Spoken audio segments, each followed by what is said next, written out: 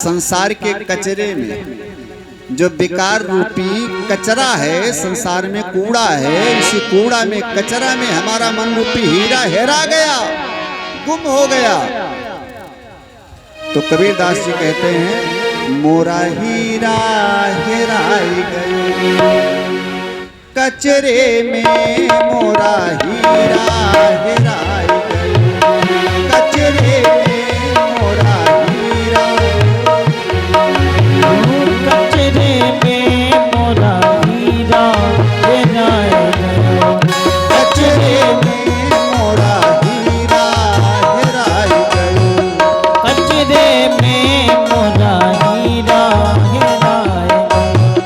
कोई पूर्व कोई पश्चिम ढूंढे, कोई पूरब कोई पश्चिम ढूंढे, कोई पूरब कोई पूरब, हाँ कोई पूरब कोई पश्चिम ढूंढे, कोई पूरब कोई पश्चिम ढूंढे, कोई पानी कोई पानी कोई पत्थरे मामा हीरा हेराई गयो, कचरे मामा हीरा हेराई गयो, कचरे में मेरा हीरा हेराई गयो।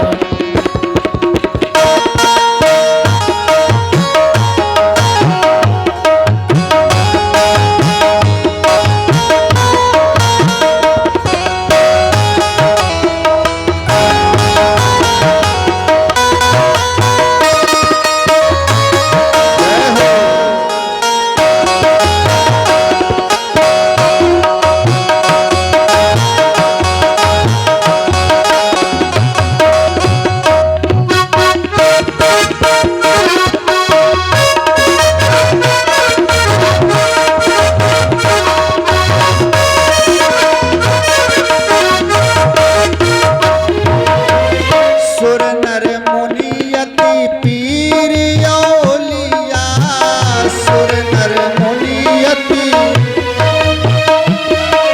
ये सब ढूंढ रहे हैं हीरा को, लेकिन हीरा कचरे में गुम हो गया है, वहां नहीं ढूंढ रहे। उन विकारों से मन को अलग करने का प्रयास करो, लेकिन हम काशी हरिद्वार मथुरा वृंदावन सब जगह ढूंढते घूम रहे हैं, नहीं मिल रहा है। जब तक मन को संसार के कचरे से अलग करने का प्रयास नहीं करोगे, तब तक कल्याण संभव नहीं। कबीरदास कहते हैं सुर नर मुनि यति पीर औलिया, सुर नर मुनि यति पीर औलिया, सुर नर मुनि, हाँ सुर नर मुनि यति पीर औलिया, सुर नर मुनि यति पीर औलिया, उलझी रहे सब पचरे मारा हीरा हेराई गयो, पचरे मारा हीरा हेराई गयो, कचरे में मोरा हीरा हेराई गयो।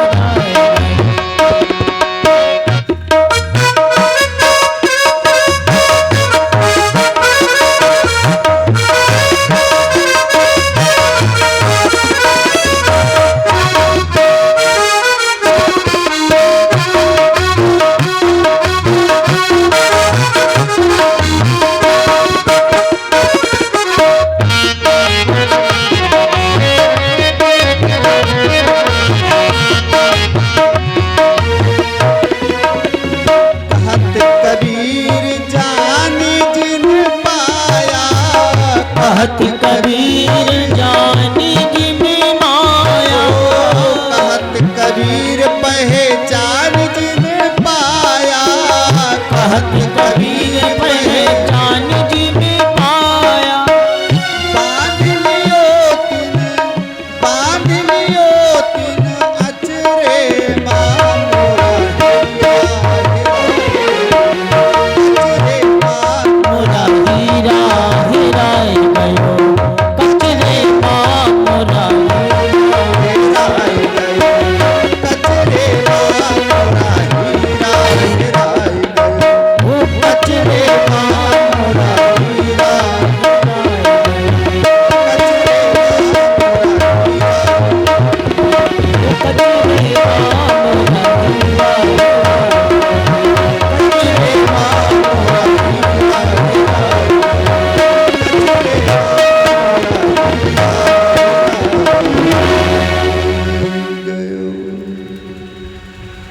तो तुलसीदास जी कहते हैं ये मन रूपी हीरा ये दुनिया भर में खोजने से नहीं मिलेगा। इस हीरे को विकारों से अलग करने का प्रयास करो, संसार की विषय वासना से निकाल करके बाहर लाने का प्रयास करो। मुक्ति तभी संभव है, वैसे नहीं।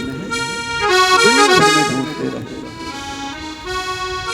तो अगर राम जी के बंदर की लाइन में बैठ गए हो तो भी माया तुम्हारी तरफ देखेगी नहीं।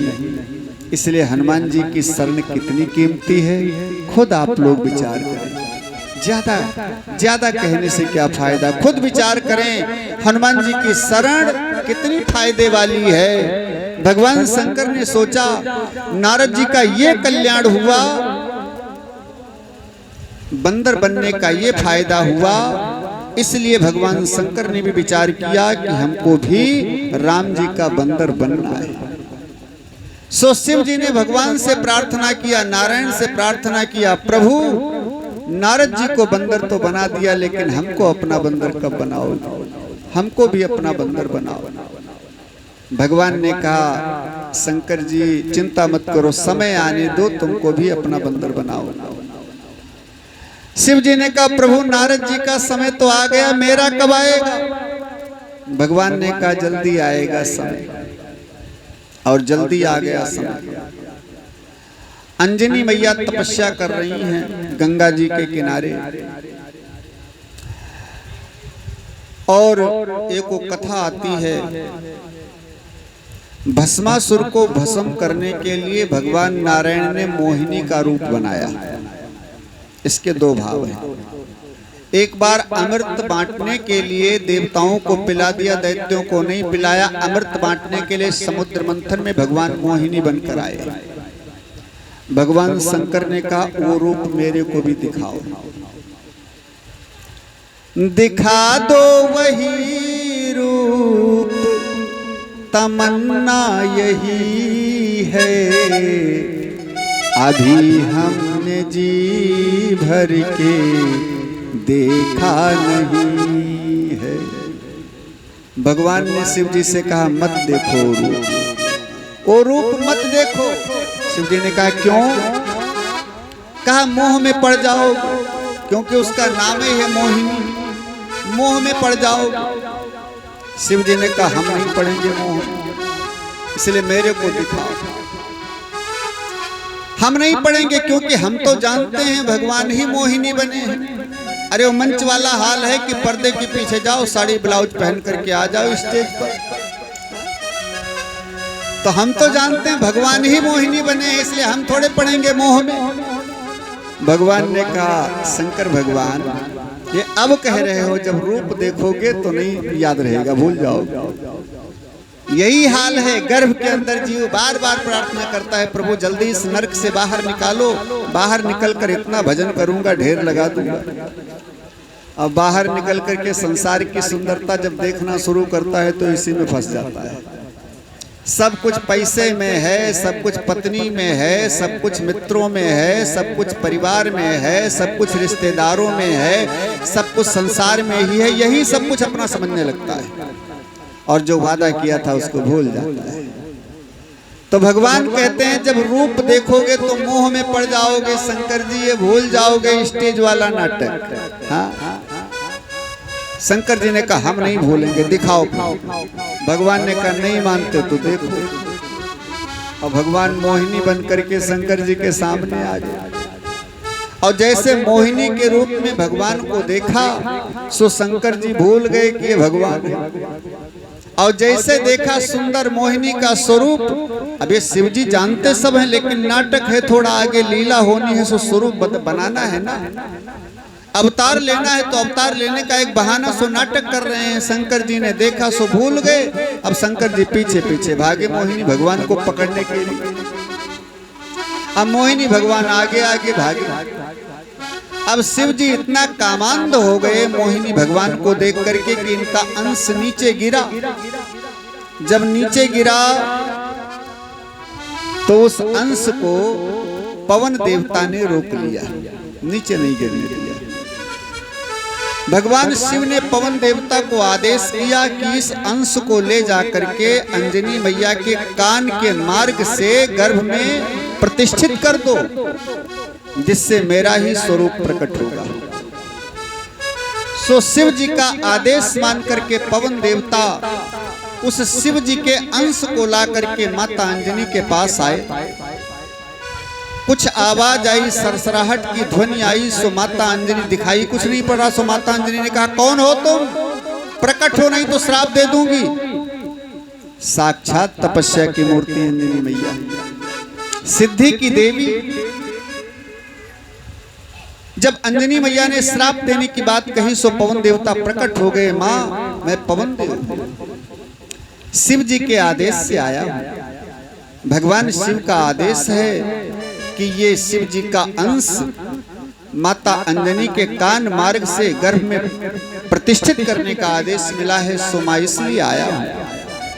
अब शिव जी का प्रसाद समझ करके अंजनी मैया ने स्वीकृति दिया और पवन देवता ने कान मार्ग से, श्रवण मार्ग से माता अंजनी के गर्भ में उस अंश को प्रतिष्ठित किया, उस अंश को स्थिर किया, जिससे हनुमान जी का जन्म हुआ।